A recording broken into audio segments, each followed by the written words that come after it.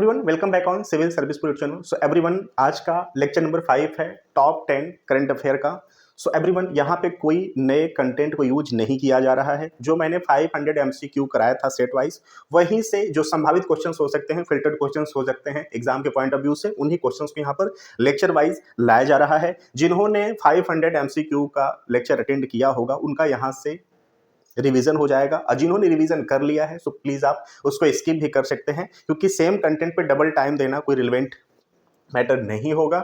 जिसमें कि पहला हमारा क्वेश्चन है, अप्रैल 2023 में जारी विश्व बैंक की लॉजिस्टिक परफॉर्मेंस इंडेक्स 2023 रिपोर्ट के अनुसार भारत को कौन सी रैंकिंग प्रदान की गई है। पहले जान लेते हैं कि लॉजिस्टिक होता क्या है। लॉजिस्टिक में एक स्थान से दूसरे स्थान पर जो भी सामान जाता है, जो ट्रांसपोर्टेशन जैसे शब्द इस्तेमाल किए जाते हैं, उन्हीं को हम लॉजिस्टिक को मोटा मोटा समझते हैं। जैसे कोई गोदाम है दिल्ली में, अब कोई सामान दिल्ली के गोदाम से जाएगा मुंबई, तो दिल्ली से मुंबई के मध्य में जो संसाधन प्रयुक्त किए जाते हैं उस सामान को लेके जाने में, उनको हम लॉजिस्टिक के तौर पर जानते हैं। ओके, सो यहाँ पर भारत की जो रैंकिंग है वह 38 है। ओके, सो जारी तिथि 21 अप्रैल 2023, जारीकर्ता विश्व बैंक। याद रखना कि जो वर्ल्ड बैंक है इसका जारी करता है। यहां से भी क्वेश्चंस आ चुके हैं। सो रिपोर्ट का जो शीर्षक है, connecting to compete 2023 logistic performance index. Okay, so इसको प्लीज आप याद रखना। और शामिल देश 139 है, शामिल देश 139 है, और इसका जो संस्करण है वह 7वां है। ठीक है, भारत की स्थिति 38वीं है। साथ में लिथुआनिया, पुर्तगाल, सऊदी अरब, तुर्की शामिल हैं इसमें। वर्ष 2018 में 44वें स्थान पर था। तो ये भी याद रखना कि ये जो परफॉर्मेंस में इंक्रीमेंट हुआ है, थोड़ा इसको भी माइंड रखना। मे भी आपसे पूछ सकता है कि 2018 का इसका जो अवस्थिति था वह क्या रहा है। सो शीर्ष रैंक जो प्राप्त करता है सिंगापुर है, फिनलैंड, डेनमार्क, जर्मनी, नीदरलैंड और स्विट्जरलैंड है। ठीक है, तो शुरुआत के जो सिंगापुर है और सेकेंड जो फिनलैंड है और जो तीसरा जो डेनमार्क है, इनको आपको याद करते हुए चलना है। ठीक है, और अंतिम रैंक प्राप्त करता जो देश है उसमें 138वें नंबर पर लीबिया एवं अफगानिस्तान है, और 137 नंबर पे सोमालिया है। ओके, चलिए क्वेश्चन नंबर सेकेंड है, जून 2023 में जारी ग्लोबल पीस इंडेक्स 2023 में भारत की रैंकिंग कौन सी है। ओके, सो ग्लोबल पीस इंडेक्स में भारत की रैंकिंग कौन सी है। सो जो ग्लोबल पीस इंडेक्स है ये दुनिया भर में शांति के पैरामीटर पे काम करता है। शांति यानी पीस के आंकड़ों को इकट्ठा करता है और रैंकिंग को पब्लिश करता है। सो यहाँ पर जो भारत की रैंकिंग है वह 126वीं है। ओके, सो जारी जो माह है जून 2023। जारीकर्ता institute for economics and peace. संस्करण कौन सा है, यह 17वां नंबर है। याद रखना 2023 वाला यह 17 नंबर का है। क्लियर।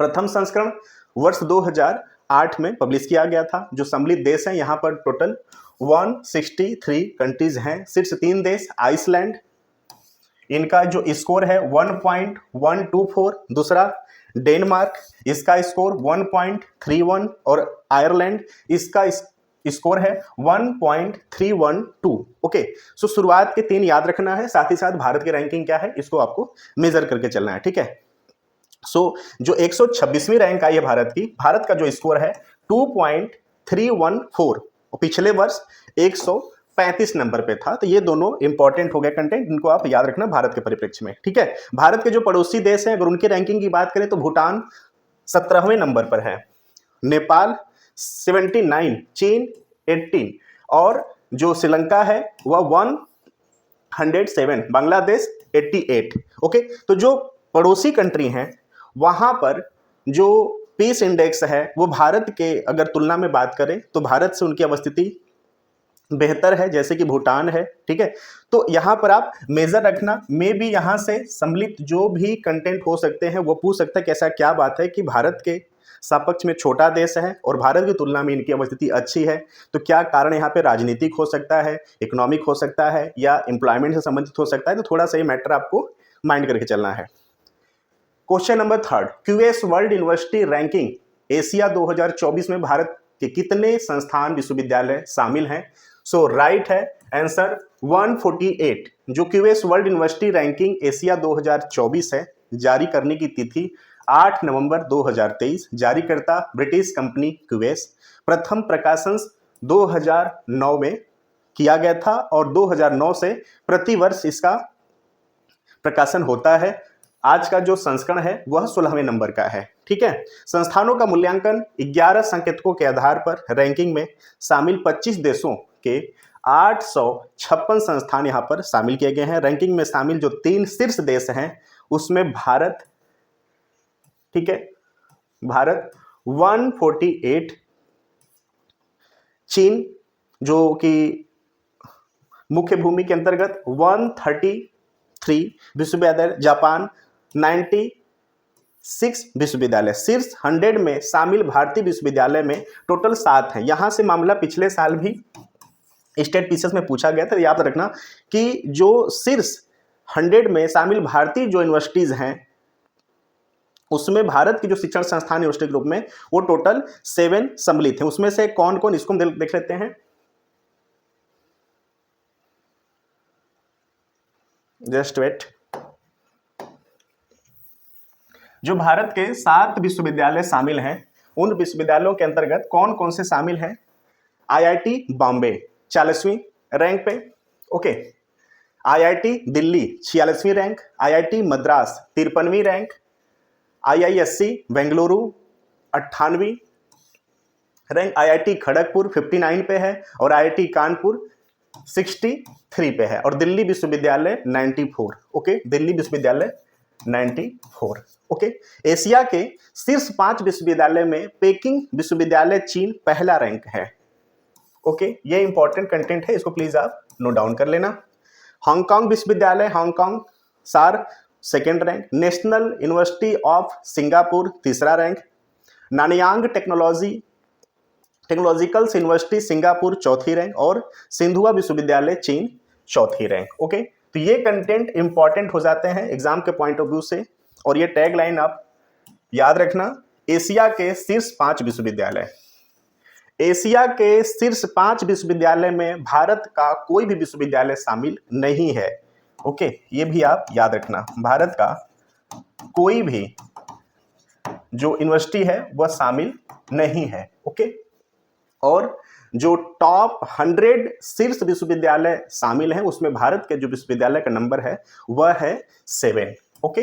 रैंकिंग याद रखना कि जो भारत में टॉप पे है आईआईटी बॉम्बे, फिर आईआईटी दिल्ली, उसके बाद आईआईटी मद्रास, फिर आईआईएससी बेंगलुरु, आईआईटी खड़गपुर और आईआईटी कानपुर। लास्ट है दिल्ली विश्वविद्यालय जो कि 94 रैंक पे है, ओके। चलिए क्वेश्चन नंबर 4 पे आते हैं। सितंबर 2023 में जारी आर्थिक स्वतंत्रता सूचकांक 2021 में शीर्ष स्थान कौन सा देश है? सो राइट आंसर है सिंगापुर, ओके। राइट आंसर है सिंगापुर। आर्थिक स्वतंत्रता सूचकांक 2021, सो जारी माह सितंबर 2023, जारीकर्ता कनाडा के थिंक टैंक फ्रेजर इंस्टीट्यूट। सूचकांक का जो शीर्षक है economic freedom of the world 2021 annual report. शामिल जो देश है सम्मिलित वह 165 है।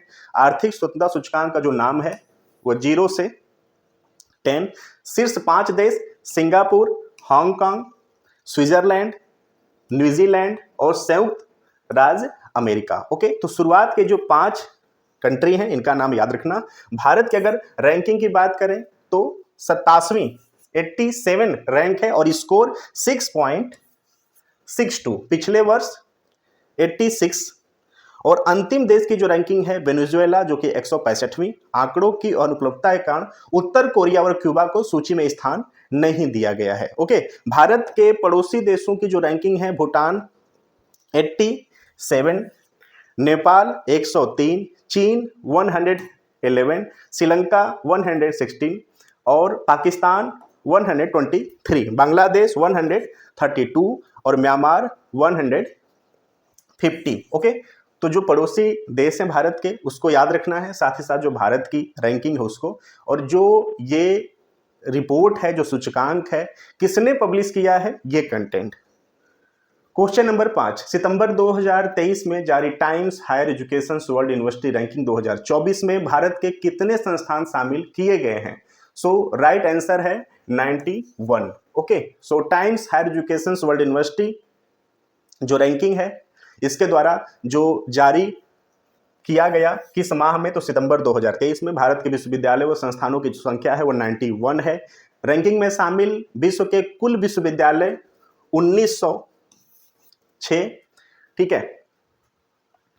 शीर्ष 5 विश्वविद्यालय जिसमें कि पहला University of Oxford UK, Stanford University USA और Massachusetts Institute of Technology USA और हार्वर्ड यूनिवर्सिटी यूएसए, और 5वें नंबर पे है university of Cambridge UK.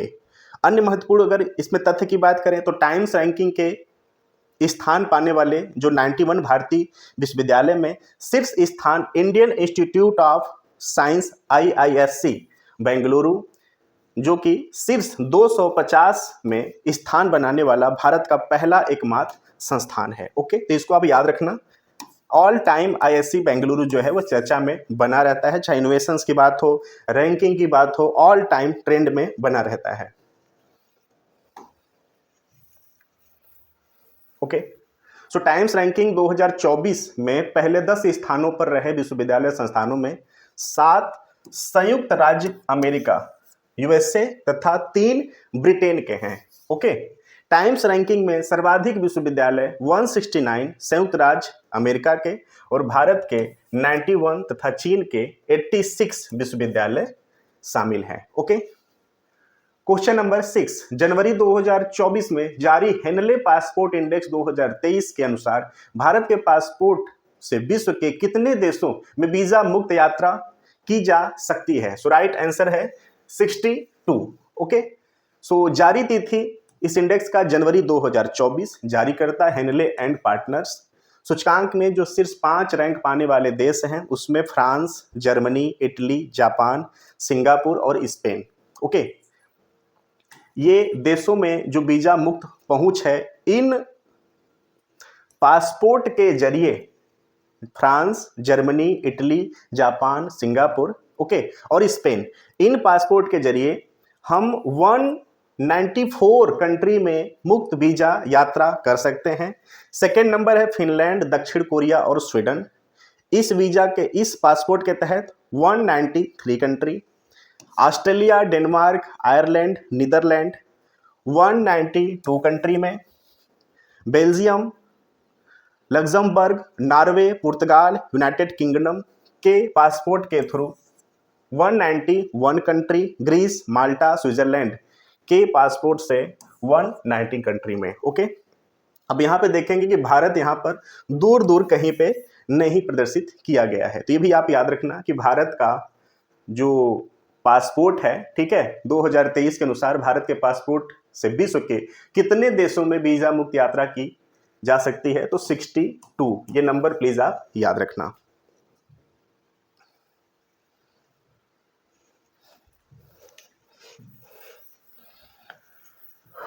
Okay, चलिए इसमें आगे चलते हैं। सूचकांक में भारत का जो प्रदर्शन है, सूचकांक में भारत की जो रैंकिंग है उज्बेकिस्तान के साथ 80 नंबर पे है। सो भारतीय पासपोर्ट धारक नागरिक 62 देशों की वीजा मुक्त यात्रा कर सकते हैं। 2023 के सूचकांक में भारत की रैंकिंग 80 नंबर पे थी। अन्य महत्वपूर्ण अगर तथ्य की बात करते हैं, सूचकांक में सिंगापुर के साथ फ्रांस, जर्मनी, इटली, जापान और स्पेन के शीर्ष रैंक हासिल की है। इन देशों का जो पासपोर्ट है विश्व का सबसे शक्तिशाली पासपोर्ट है और यहाँ के नागरिक 194 देशों में वीजा मुक्त यात्रा कर सकते हैं। ओके, जो ये टॉप 5 कंट्री हैं इनका प्लीज आप नाम याद रखना। Okay, Singapore, France, Germany, Italy, Japan, Spain. Okay, इनका नाम आप याद रखना। ये वीजा मुक्त 194। देखिए, एक तो होता है पासपोर्ट, एक होता है वीजा। ओके, पासपोर्ट जो जारी होता है, जिस देश का व्यक्ति होता है वह देश उसको पासपोर्ट देता है। जिस देश में हमको जाना होता है वह देश हमको वीजा देता है, तब हम वहां पे जा सकते हैं। ठीक है, यहाँ पे जो बात कही गई है कि अगर आपके पास पासपोर्ट है, आप जिस भी संबंधित कंट्री से हो, तो आप वीजा मुक्त यानी इनके परमिशंस के बिना आप इस कंट्री में जा सकते हो, संबंधित कौन सा देश है, किस देश का पासपोर्ट है, उस पर हमने बात कर लिया है। भारत की बात करें तो भारत के पासपोर्ट के बल पर आप टोटल 62 कंट्रीज में जा सकते हो वीज़ा मुक्त, यानी जिस देश में हमको जाना है, जो संबंधित 62 कंट्री के अंतर्गत जो सूचीबद्ध देश हैं, वहां पर हम वीज़ा मुक्त आवाजाही कर सकते हैं। ओके, क्वेश्चन नंबर 7, जनवरी 2024 में विश्व आर्थिक मंच की 54वीं वार्षिक बैठक का आयोजन कहाँ किया गया है? सो राइट आंसर है दावोस, स्विट्जरलैंड। ओके, सो आयोजन अवधि 15 से 19 जनवरी 2024, आयोजन स्थल दावोस। संस्करण कौन सा था? ये 54वीं नंबर का था। भारत की ओर से प्रतिनिधित्व किया गया स्मृति ईरानी, अश्विन वैष्णव और हरदीप सिंह पुरी, जो कि केंद्रीय मंत्री हैं। बैठक की जो थीम था रिबिल्डिंग ट्रस्ट। ओके, चलिए आगे चलते हैं। क्वेश्चन नंबर 8, जनवरी 2024 में संपन्न गुट निरपेक्ष आंदोलन नैम के 19वें शिखर सम्मेलन का आयोजन कहाँ किया गया? सो राइट आंसर है कंपाला, युगांडा। ओके, सो आयोजन अवधि 15 से 20 जनवरी 2024, आयोजन स्थल कंपाला, युगांडा। थीम क्या है? साझा वैश्विक समृद्धि के लिए गहरा सहयोग। Okay, deepening cooperations for shared global affluence. So अध्यक्षता जो है HE युवेरी कागुटा सो मुसेवेली, जो कि राष्ट्रपति हैं युगांडा गणराज्य के।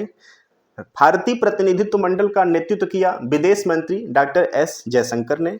और यहाँ पर जो अन्य तथ्य हैं, सो अफ्रीकी देश युगांडा 2024-27 तक गुट निरपेक्ष आंदोलन नैम की अध्यक्षता कर रहा है। सो यहाँ से कंटेंट पूछा जा सकता है कि जो अध्यक्षता है वह किसके अंतर्गत आ रहा है। ओके, एक्चुअली हुआ क्या था कि जब शीत युद्ध चल रहा था, तो शीत युद्ध के समय भी जो वैश्विक लेवल पे जो राष्ट्र थे वो 2 ध्रुवों में बट गया था। एक जो पोर्शन था वह चला गया था USA के साथ, और जो दूसरा था वह USSR के साथ चला गया था। ठीक है, अब वहां पर जो गुट निरपेक्ष के अंतर्गत जो देश थे, जिन्होंने बोला था कि ना ही हम अमेरिका के साथ जाएंगे और ना ही हम सोवियत संघ के साथ जाएंगे, हम किसी के दबाव के अंतर्गत नहीं रहेंगे, हम लोग स्वतंत्र रहेंगे, हम लोग दोनों के साथ रहेंगे।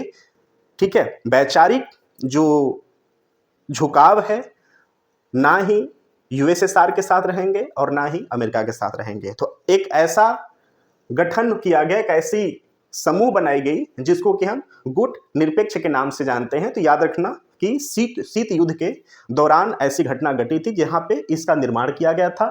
तो USSR और अमेरिका के साइड न जाकर के स्वतंत्र रहने का एक फैसला किया गया। उस समिति को, उस समुदाय को, जो भी कंट्री वहां पर शामिल हुई, उसको हम गुट निरपेक्ष के नाम से जानते हैं। ओके, क्वेश्चन नंबर 9, मार्च 2023 में प्रधानमंत्री नरेंद्र मोदी ने कहां पर विश्व के सबसे लंबे रेलवे प्लेटफॉर्म का उद्घाटन किया? सो राइट आंसर है हुबली, धारवाड़। सो उद्घाटन तिथि है 12 मार्च 2023, उद्घाटन करता प्रधानमंत्री नरेंद्र मोदी। उद्घाटन जो स्थल है Hubli, Dharwad, Karnataka. Okay, station platform का जो नाम है वह सिद्धरूढ़ा स्वामी जी हुबली स्टेशन। प्लेटफॉर्म की जो लंबाई है वो 1507 मीटर, 1507 मीटर। याद रखना, विश्व के सबसे लंबे रेलवे प्लेटफॉर्म का ये उद्घाटन है। तो अभी तक का इतना लंबा जो रेलवे प्लेटफॉर्म है अभी तक कहीं पर नहीं है। जब तक ये रिकॉर्ड कोई कंट्री नहीं तोड़ देती, कोई स्टेट नहीं तोड़ देता, तब तक ये ऑल टाइम इंपॉर्टेंट के रोल में रहेगा। ओके, सो इस अवसर पर प्रधानमंत्री नरेंद्र मोदी ने IIT धारवाड़ को राष्ट्र को समर्पित किया। जनवरी 2023 में सिद्धरूढ़ा स्वामी जी हुबली स्टेशंस को Guinness book of world record द्वारा विश्व के सबसे लंबे रेलवे प्लेटफॉर्म का दर्जा दिया गया था। तो ये भी कंटेंट आप याद रखना। इससे पूर्व गोरखपुर जंक्शन, जिसकी लंबाई 1366.33 मीटर, विश्व के सबसे लंबे रेलवे प्लेटफॉर्म का अस्तित्व में बना हुआ था। तो याद रखना कि अब जो गोरखपुर जंक्शन है, अब उसका नाम सेकेंड नंबर पे आ गया। आज के समय में विश्व का सबसे बड़ा, जो कि 1507 मीटर की लंबाई के साथ बना हुआ है, हुबली धारवाड़ का प्लेटफॉर्म। क्वेश्चन नंबर 10 और आज का लास्ट क्वेश्चन है, जनवरी 2023 में देश का पहला पूर्ण डिजिटल बैंकिंग राज्य किसे घोषित किया गया है? सो राइट आंसर है केरल।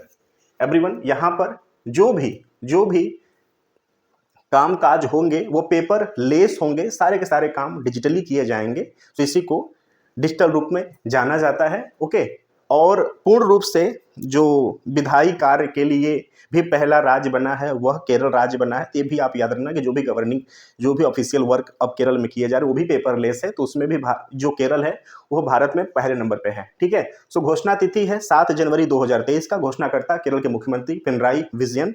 और घोषित जो राज्य है केरल हमने जान लिया। केरल राज्य में सभी पात्र 3.73 करोड़ खातों में कम से कम एक सेवा या उत्पाद डिजिटल रूप से उपलब्ध है। केरल द्वारा यह उपलब्धि भारतीय रिजर्व बैंक की डिजिटल भुगतान पारिस्थितिकी तंत्र की विस्तार और गहनता योजना के तहत हासिल की गई है। तो ये भी आप याद रखना। सो एवरीवन, टोटल 10 क्वेश्चंस थे जो कि फिल्टर क्वेश्चंस थे, यहाँ पे समाप्त होते हैं। लेक्चर नंबर 5 था। चलिए फिर मिलते हैं अगले सेगमेंट में।